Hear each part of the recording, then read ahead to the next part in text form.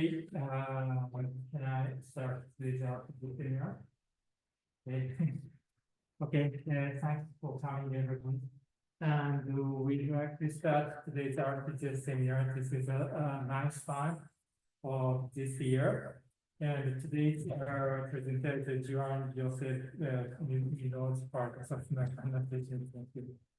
from Universitat, Jaume, and his presentation mainly is a kind of the history of textile adventure. So the first textile adventure, a lot of the people saw it's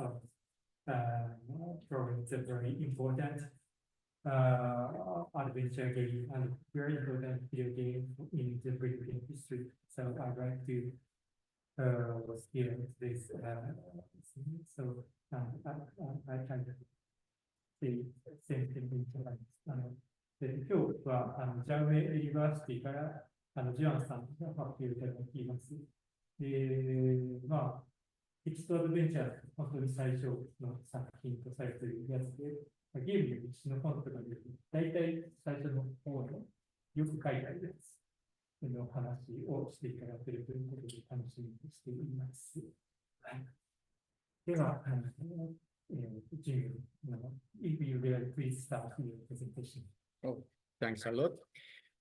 As usual, I bring a lot of papers to notes to talk, but to be true, most of the times I do a presentation, I just talk regarding to the slide. So maybe in some moments I will confirm some data or something, but it's nothing important. Well, as you can see here, a bit blurred, but my name is Juan José Muñoz Falcó. Sorry for Spanish having two names and two family names. But in short, Juan is okay, like Juan, very easy. And here you also, maybe you can see there my email from my university in case you have any doubt or you want to contact me regarding this or any other thing. Okay, here you can see a small description about what is a text adventure. Text adventures are mainly one of the most oldest games that you can find in a computer. I have a direct link with this kind of games not because it was the first kind of games I played, but I worked in a company developing this kind of games. And also my PhD is based in this kind of games. So I was getting a bit of information about it. And this presentation is going to be about the history, how this kind of programs originated. So, okay, here you can see in the big picture is working a text adventure, just plain text in this is a terminal of a mainframe. And here are 8 and 16 bits, no, those are 16, no, 8 and 16 bits, different cases of these text adventures running in a computer. Later we will see directly those pictures. But as is written here, and if it's not so clear, I will explain. Text adventure are games where the text is basic. I mean, all the interaction with the game is made through text. To be true, you don't even need graphics. Can be used just by text. And how exactly? Very easy. The computer tells you something, and then you react to that something. Let's see an example. Here, this is an example of a 8-bit CX Sinclair Spectrum from England, from United Kingdom. This game is a version from the year 1989. So here you can see a picture. But this picture, to be true, is not necessary to solve the game. The important thing is here, the text. The text you can see under. There is a description of the place where you are. Obviously, the picture is to make it prettier, but it's not needed. So it says roughly that you are in a forest, near a house, and in front of a river. And from that point, you are totally free to do things. So the games today where you can ride your horse and move up and down, going to the mountains, enter into the caves 40 years ago, more than 40 years ago, were already created, obviously in a text environment. because graphically, 40, 50 years ago, computers were not the things we have now. But from here, we can do many things. We can follow the river, we can try to enter the house, we can try to examine the forest, we can try to move any direction. There are some conventions in this kind of games. So usually the movement is made by cardinal points. So you go north, south, east, west, but mainly to make things more easier. The very first game was taking place inside a cave. So it was a very logical way to find points of orientation. So you go north, you have a compass, and then you can move accordingly. Obviously, inside a house is a bit strange going north. Obviously, you will go through the door, or you will go to the kitchen, or things like that. But most of those games are, by convention, use cardinal points, and mainly they take place in open spaces. So it's not so common to find inside a house. Okay, this is a catalog of Infocom. Infocom was one of the main companies creating these kind of games. From the USA, they started, let's jump to Infocom later. This is not Santa Claus, to be true, this is Willy Crowther. Is Willy Crowther the author of the first text adventure game?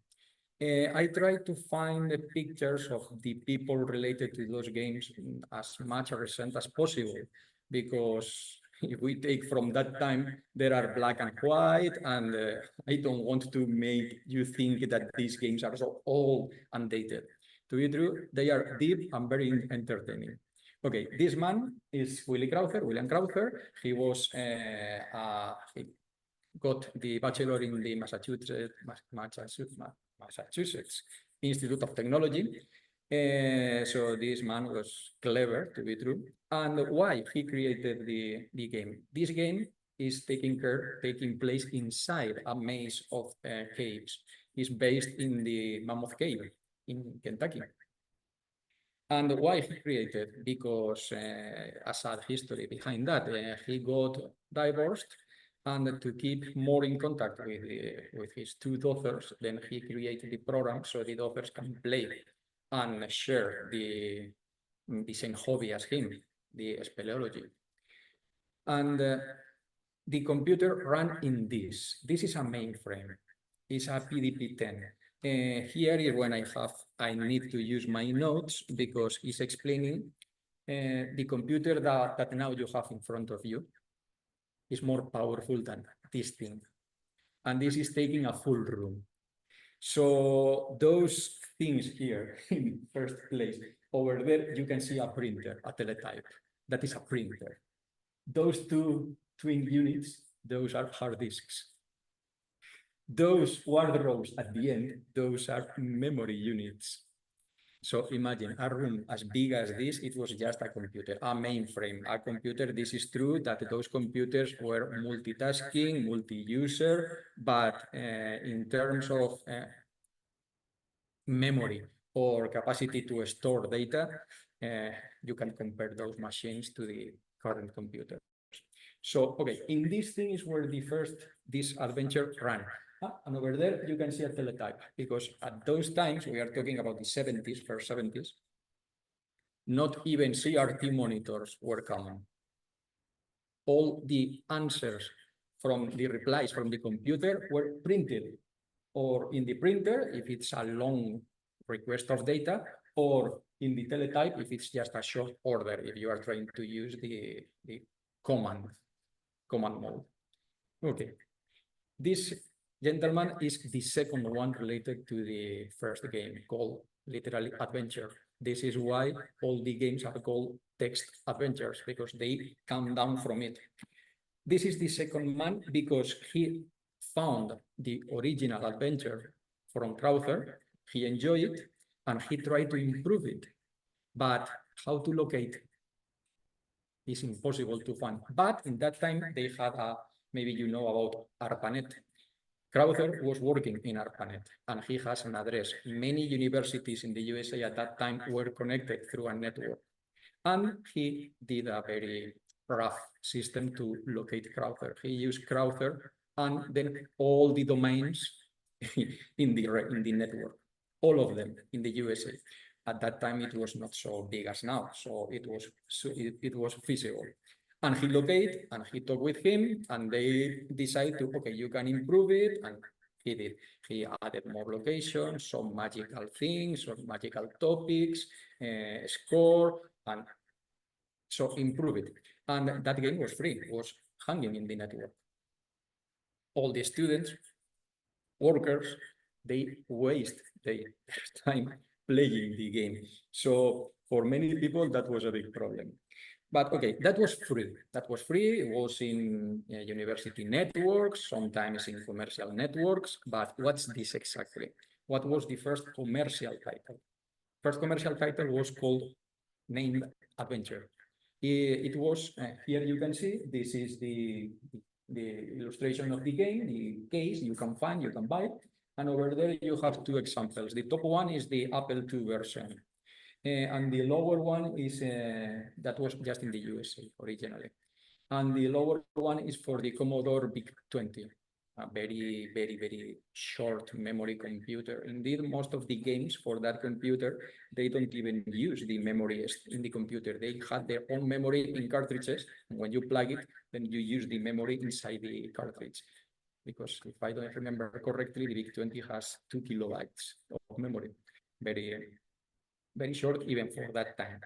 So, okay, usually the games were published in different versions related to the abilities of the destination computer. You can see different number of characters by columns. It depends of each destination computer. So that was the first game, Adventureland, that was obviously based in adventure. It has some elements they repeat in all the versions of adventure. You have a dragon, you have a volcano, you have an axe, you have a crown. So all those things are repeating in all the versions that many companies created along the years. That was in 1978. And this is the author. This is Scott Adams, same name as the author of Dilbert, the comic strip, but not the same Scott Adams. This guy created a system that not only allows you to create one game, a text adventure game, also with slight differences, slight modifications, you can create other kind of games. So you can store basic empty places, empty descriptions, and just fill it. So the task of creating a new game is simplified. But as we told before, those games were just text, plain text. So which one was the first game, text adventure game with graphics? Is this one. It's called Mystery House. It's from online systems that maybe you will know. Online systems a few years later become Sierra Online. So this game was created by Ken Williams, or programmed to be true. The author was his wife, was Roberta Williams, and she was the one that she also enjoyed a lot adventure, but she wants to make it a bit more prettier, a bit more interesting, so adding graphics. As you can see, those graphics are very raw, but at that time, that was the standard, so it was a big improvement. Now we return to Infocom. Infocom is probably one of the most well-known companies about text adventure computer games. They published 31 games between 1980, it was the first, 87 was the last. Here you can see all the covers of the games and the release date of each one of them. Maybe we should pay more attention to the first, second, and fourth that are called Zork. To be true, that was the first game they were developing. It was just called Zork, but when they tried to publish it, the game did not fit in the computers of the epoch, of the time. It worked in a mainframe, but obviously if you are pointing to final customers, they don't have a mainframe. Only companies, universities have it. So they had to split the game in 3 parts. This is why you can see there Zork 1, 2, and 3. But it worked. It worked. They can split in a way, and it worked. And here you can see the first one. In this case, for the Commodore 64, this is a far more capable computer. And here, again, the top screenshot is from the version of Apple II. The lower one, I think, is from the TRS-80, a computer very common in the USA, but well, I must say that the computers in the USA mainly kept in the USA. In Europe, we had a different brand of computers. One of the few that were in both sides of the Atlantic was the Commodore 64. We also have it. Later, we will see exactly what we can find in Europe and mainly in Spain. So in Europe, and my particular case in Spain, those 4 computers are the most common things that you can find. Those are very common in the sense that they share many things. They are between 48 and 64 kilobytes of memory. And the 4 systems you can see in the top left is the Sinclair Spectrum, then one MSX. Of course, this is a standard, so many companies create, not only Japanese, Sony, Hitachi, Yamaha. Also from in Europe, Philips make a full line of MSX computers. In the lower row, you can see here a Amstrad CPC with a monitor that was a very interesting computer. Was from 1986, 85, I think. No, 84. 84, yeah, because now we are celebrating the 40th anniversary of this computer, 84. So it was interesting because the computer has a kind of all-in-one configuration. It has the monitor, it has also a tape, or in a disk version, you need to plug disks. But as you can see, the others are just a keyboard. Only that you have to plug apart the tape system or the disk system if you are lucky enough to have one, because at that time were very expensive. So in short, those were the 4 main 8-bit computers that you can find in Europe in the 80s. And the most important adventure game at that time was this, The Hobbit, a version of the very famous novel of John Ronald Reuel Tolkien. And it's important not only because the topic, it's important because how deep is this game? This game uses a different approach, defining characteristics of objects. So this is a 2-sided weapon because it's very convenient in one side, but in another creates a lot of very strange situations.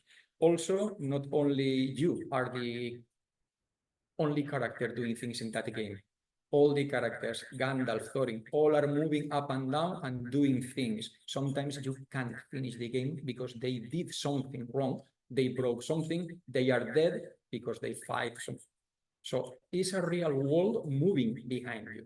So this is why it's complicated. And now a little bit of the first examples that we can find around Europe. Most important is The Hobbit. It was the first game in mainly all Europe, but it was just in English. So this is the first case in Japanese. Excuse me, Japanese, in French. It's from the year 82, I think. Now is when I have to double check my notes, because Japanese, we have Japanese later, but here, 1983. So as you can see, the graphic is very similar to the ones of Mystery House. That was from the 80s. And this is years after. But okay, this is the French case. We have more Le Vampire Fou. Probably, I think, if I'm right, this means the crazy vampire. And here I will ask to Professor Roth to translate this, because I think it's Magic Castle. But how is pronounced? Zauberschloss was Magic Castle. So here you can see this is the most famous, recognized as first game in German.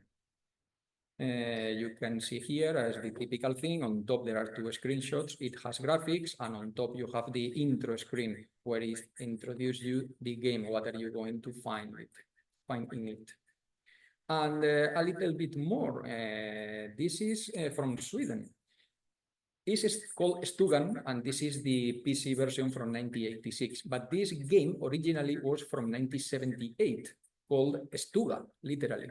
The problem is that original version ran only in mainframe, so it has no big diffusion. So a few years later, it was versioned to many computers, as you can see there. Is written PC, Commodore PC, different versions. This one is the PC one. So text only, they use the characters from text to create some graphics, but the game was basically just text. And here we have the Japanese example. This is Omotesando Adventure, a very curious game because it was the first one in Japanese. This is from year 82. See? Yeah. Yeah, 82. So it's different in the case, you can see, it's written in English. So in Japanese, the adventure games, they had a hard evolution. First, they were using English for descriptions and your commands. Then you go a step beyond and you can read in Japanese, but the commands still has to be written in English. Finally, 3 years after this, finally they got text and commands in Japanese. The problem is by then they were very more common games, the visual novels, they start to be more famous, more common, and the text adventures, they have a little bit of down in extension, in commercial life. Now we go to Spain. Spain, one of the main publishers was called Dynamic.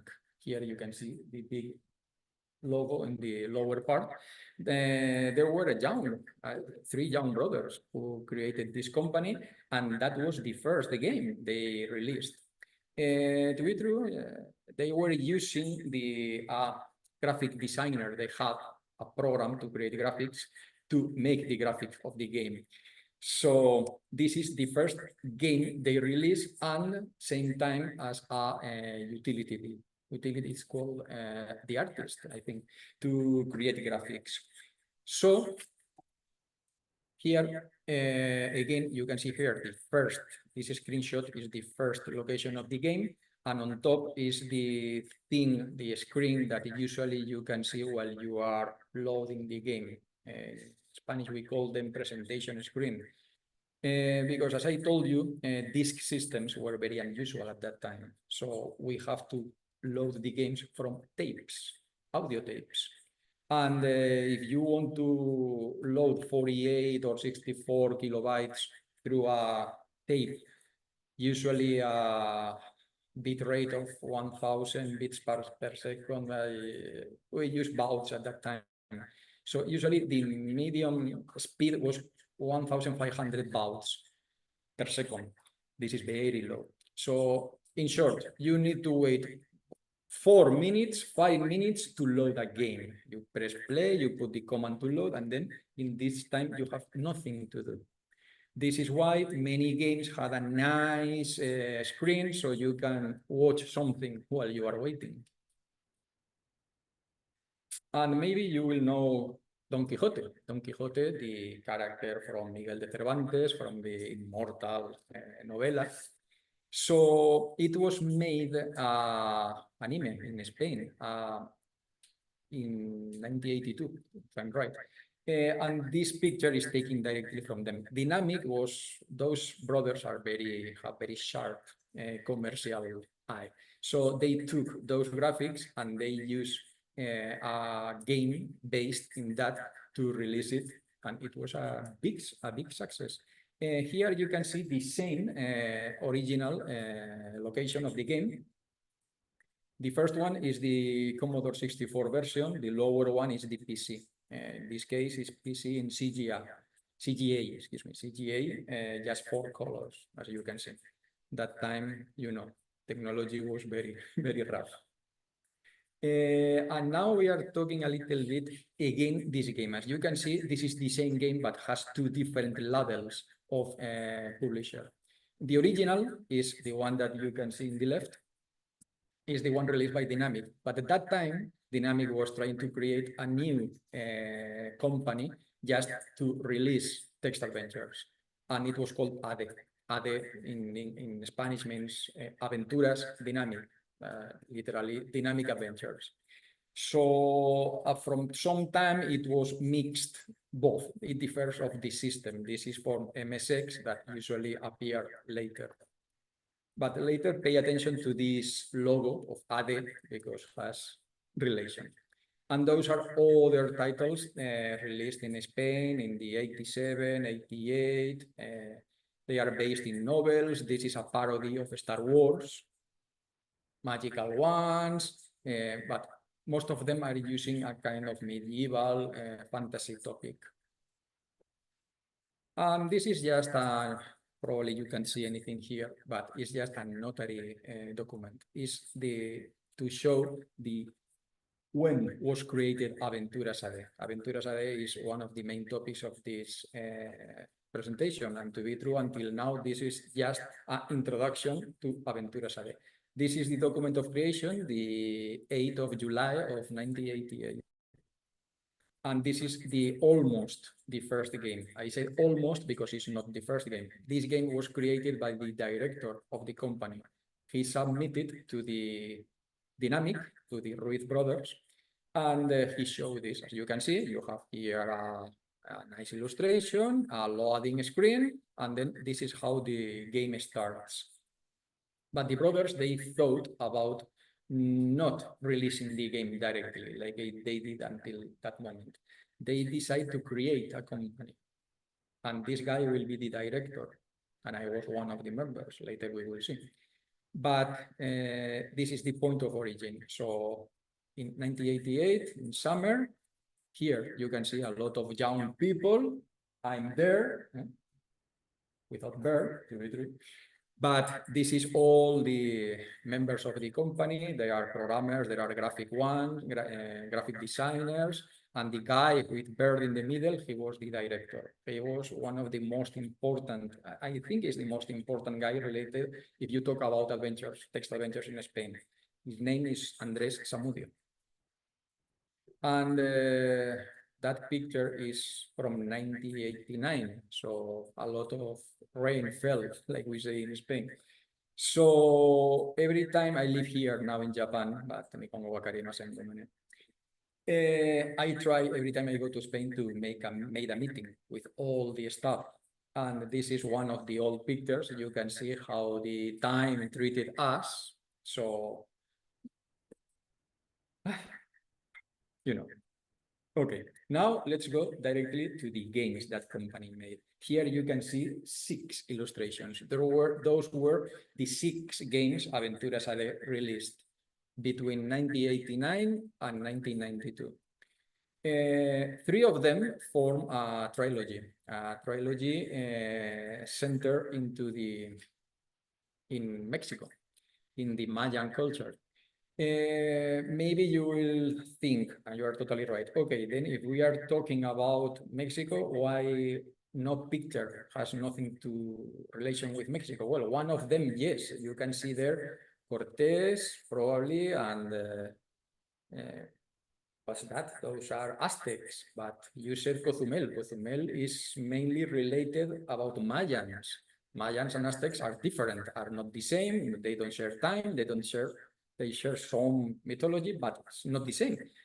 This has explanation. And Dynamic, going back again to them, they access to a portfolio of very good illustrators. One of them is called Luis Royo. He's very famous in Spain and in England, the USA. He made a lot of illustrations. So he had kind of book of illustrations, and you can use it freely for anything if you pay a fee. So you don't have to buy a full illustration. Yeah, it's kind of renting for a time or for a specific purpose, the illustration. is far cheaper than ask directly from for an illustration. So in all the games from Aventuras AD, only Jabato, here you can see in the middle, is the only one that has the characters of the game, because it was too famous in Spain. Jabato is a very, very famous character. You can't use a random illustration with Jabato. So it's the only one that has the original character. And it's not from Luis Royo, it's another illustrator. But here you can see Luis Royo from time to time. He liked to use inspiration from different scenes. So here in La Aventura Original, on top left, as you can see, the character is exactly in the same pose as Luke Skywalker in Return of the Jedi. And this bad guy in the floor is kind of Jabba the Hutt. So, okay, the author takes inspiration. We are not going to say anything about it. But the others, it was almost impossible to relate those pictures to what happened into the game. So you have there Tenochtitlan in Mexico, and the action is taken in an island in Cozumel that is 1,500 kilometers away. So, okay, we have to accept. And like here, Los Templos Sagrados, they are making kind of sacrifice. Sometimes we have to modify the game to adapt inside part of the things that you can see here. So there is a sacrifice because in this illustration, there is a sacrifice. If not, no. And here you can see a kind of girl that looks like kind of, not robot, but okay, it was adapted. This is called the space adventure in Spanish. Translation will be roughly that. And okay, it was adapted like one of the characters. Sometimes you can do it. But here in Chichen Itza, it's impossible to put those two girls that has nothing to, it's not related at all with the game. So finally, we just skip it. We let it there. But okay, what else we did? We did this game. It was a short demonstration of this. This is important. This is a program to create your own text adventures. It was working just for Sinclair Spectrum, but it created, people voted a lot and they create 10 almost. I have recorded more than 200 games created by people who bought this system. And this game is Supervivencia, but mainly is known as Firfurcio. Firfurcio is this kind of a strange animal. It was a demonstration game of the capabilities of this system. We took it, we improved it, we make it bigger, and then we release it free with a magazine called Micro Hobby. You can see in the top of the case. And this is one pictures taken from the first games of Aventuras AD. As I told you, those computers have very few memory. So if you want to put a picture in every location of the game, it's impossible. There is no memory enough to put text, a game, and also a lot of pictures. So we created something called, in Spanish, we say pantalla de paso. I mean, it's like passing screen. That means when you enter into a location that has no specific graphic, then a general graphic appears. So the example of the original here on top is just a forest, because most of the things are a forest in the first part. The second part is underground. Then you have here like a cave, and okay, it was not finishing painting, and then appeared the logo. In Jabato, you have the characters, and here is also the original, one of the bad guys, and it's just a way to hide that we don't have memory enough to put graphics everywhere. This is the first of the games, La Aventura Original. Here you can see bigger the screen, and this is the starting screen in both systems. In the first part, usually we had 2 parts games. When you finish the first, they give you a password, and then you are granted access to the second part. This is the starting screen. In the top one is the Spectrum we saw before, and here in the lower part is the Atari ST, 16 bits computer. As you can see on top, we had to use vector graphics. Vector graphics means that you are playing just with lines. You can draw lines, bend them. Sometimes later we can mirror and then fill it with just one color. To be true, this is just a mathematical succession of commands that takes very few memory. but you can create a graphic kind of pretty for those computers. But in Atari ST or PC after or Commodore Amiga, we have 16 colors, and we can use it without any limitation of those 16 colors from a palette of 256, I think. So the graphics are far better, and also you have more memory for text. This is why the description is longer. So technically it's saying the same, but if you are limited by text, and one of my jobs was taking this long text in the lower part and make it short, like in the first, keeping the meaning, is very complicated, believe me. You have to keep the meaning, and also you have to cut out all the words you can to keep memory usage short, complicated. And mailing games based on text, here is the same. Now we are going to see quickly how they are the games in succession. Jabato, as you can see here, this is the same picture again. In different systems. Again, in the top one, this is Amstrad CPC. The lower one is again Atari ST or Commodore Amiga. To be true, both are exactly the same. So as you can see, are the same place, but obviously the quality is not the same. But again, for the time, this graphic for our Amstrad CPC for an 8-bit computer, that is a great picture. Now, again, another one, Cozumel, is the first one of the Ciutan trilogy. Ciutan is the old name for the Yucatan Peninsula, because the legend says that when the Spanish went there, they asked, what's the name of this place? And people say, Ciutan. That means, not entiendo, I don't understand you, obviously. So they thought that I don't understand you means the name of the place. So a legend like any other. So, okay, here we are seeing again the same place, and this is the tavern in the village when we arrive. You can see 3 characters there. You can see better there in the Atari ST version. You have a drunk, you have a girl, and you have the keeper of the taverna. So you can talk with each one of them. You can give them things. You can ask them things. Indeed, you can talk with them. Originally, in Spanish, those games, text adventures, were called Aventuras Conversacionales or Conversational Adventures, because they were trying to sell the concept that you are talking with the computer. This is not a very correct approach, so it's a term that it was used for a very long time in Spain, but I don't recommend it. Text adventure is far more precise. And now, La Aventura Espacial, space adventure. Here, I have to admit that to create the graphics, you recognize the picture on top. Anyone recognize the picture of top? No? Well, you are too young also. But this is from Empire Strikes Back. It's directly a picture from the movie. We took it directly and we use it directly in the game. Of course, not paying nothing to Lucasfilm or LucasArts or today Disney. Well, they can see us now. But at that time, no. At that time was a bit nebulous things. So yes, we took a lot of pictures from sci-fi movies, not only Star Wars, also from Firefox, also from, well, in Spain it's called Atmósfera Cero. In English, I think it's called Outland from Synconery.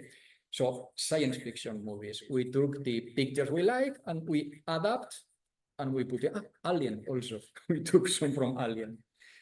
So, okay, but this game is not important for the rip-off of the movies. It's important for this. As you can see, here you can see the text window. Okay, you see a description, but there is no text input window. We are not using a text parser here to analyze the commands of the player, because now we are using a menu system here. You enter the menu and then a submenu until 3 levels. So you can make all the actions of the game without typing, because at that time, people were a bit afraid of typing. A lot of people were not so fast typing, so it was kind of barrier for this kind of games. So that was a tryout to see if using this system make it more easy for players. Well, it was an experiment, not so successful, but it was very complicated. That game has many different things. Not only the menu system has 3 parts instead the usual 2, and a system of short words that people hated, but it was very fun. Well, now the second part of the trilogy. Again, you can see the sacrifice picture that we were forced to put in the game. Finally, we changed the gear, was switched by a lamp to make it less blood dropping, and there was no blood at all, to be true, because then it became dust. Anyway, here you can see the beginning of the game again. Top, a vector graphic of 8 bits, and here down, 16 bits computer. But as you can see, it's exactly the same, because the history is same for all. You can see here the Indian that is taking you to Yucatan, and Quill. This parrot is called Quill, and is important in the game. And this is the last one. The last game we released in 1992. As you can see, this is the in Chichen Itza, Pyramid of the Sun. And again, 8 bits up, 16 bits down. Here, the system was improved graphically. You can see in the picture shown, not only you have there the picture, you also have kind of frame with different windows that were showing the objects that you were carrying at that time to make your inventory visually more easy. And this is sadly, that was the second part of the original. The first game we released, we were working under my direction in this game, but the company got bankrupt before we can release it. It had a lot of new things. Here you can see drawings. Those are literally drawings made by the artist. And here, this dwarf here, you can see adapted here inside the game. Now the frame takes all the screen, the text window is inside, and this is the original frame intended. Indeed, this system was created before Chichen Itza, before the previous game, and the director liked it and they used it for its own game. But we had a running version, not finished, but bankruptcy, so we did not finish the game. It was not published. Well, and the tool we were using to create those games was called DAD. DAD means Diseñador de Aventuras AD, roughly Aventuras AD Adventure Designer. And it was tools for all the destination computers. We were making games for about 8 different computers, 4 in 8 bits, 5 8 bits, and 3 for 16 bits. Atari ST, Commodore Amiga, PC, 16 bits. And then from 8 bits, the 4 we saw before, Spectrum, Commodore 64, MSX, and Amstrad CPC, and now 5th system, very strange. It was kind of word processor, but it can run games also from Amstrad, called the PCW. So we have here 3 different formats. As you can see, here are floppies of 5 1/4, here a floppy of 3 1/2, and this is a 3 inches, this very uncommon. It was the standard for CPC, for Amstrad. The system works, you write the code usually in PC, and then you export the code to each destination computer. Each destination has an interpreter. And then you create the graphics, usually in Atari ST for 16 bits or Spectrum for 8 bits, and then you export them and adjust. This is very easy to say, but it takes months to create a game, believe me. Okay, now we are in 1992. Sales were down. This is why Aventuras AD got bankrupt. So Eric, I'm ready. This is not from Aventuras AD. this is the last text adventure that got a commercial release in 1993. As you can see, it's very advanced. You have the text parser window where you can type your commands, but also you have similar menus laterally here where you can select the commands similar to Espacial. Also on top, you have the exits and directions, direct buttons for the most common actions. So yes, it was a refine the system. Basically, it works the same, but as much things you add, it's easier to move in the game. And also the graphics were very pretty. Also, this game was very, very fun. It was full of parodies. And from 1993, things almost went down and closed. No more commercial launch. There were just people, fans, creating those are magazines. The CAD magazine was in Spain. I was the director. I was releasing numbers year after year after the commercial life of the game went down.